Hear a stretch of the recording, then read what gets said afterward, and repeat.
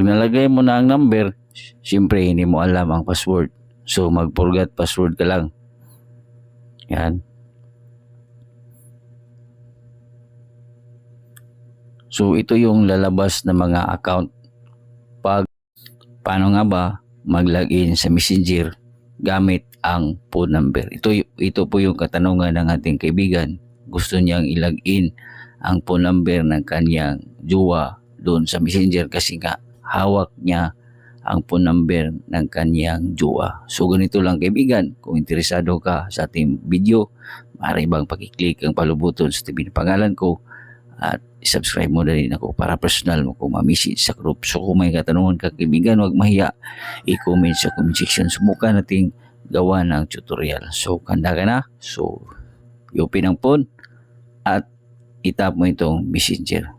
So paki-comment na lang kaibigan kung taga saan ka para malaman natin kung saan umabot ang ating video at ma-shoutout po kita. So pagka-open ng iyong Messenger kaibigan, itap mo itong tatlong line.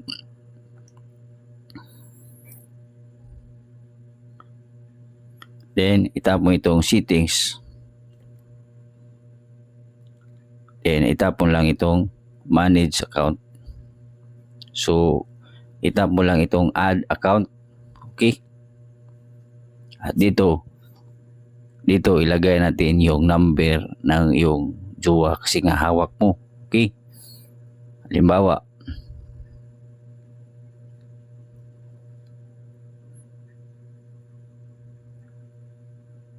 yan.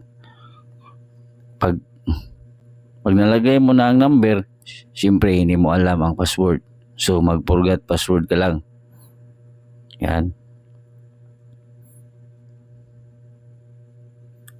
So ito yung lalabas na mga account pag sinasign in mo ang kanyang phone number doon sa Messenger. So lalabas talaga ang lahat mga account. So paano nga ba ito buksan? Okay, ganito ang gawin. Itap mo lang itong kung sakali ito. Then itap mo lang itong continue. Ayan.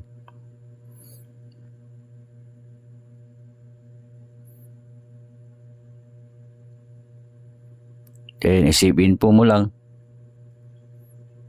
Then continue.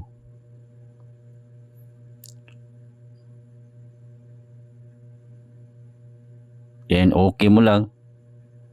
So ito na kaibigan, nakapasok ka na sa Messenger ng iyong jowa o kaya ng iyong anak. So ganun lang kaibigan.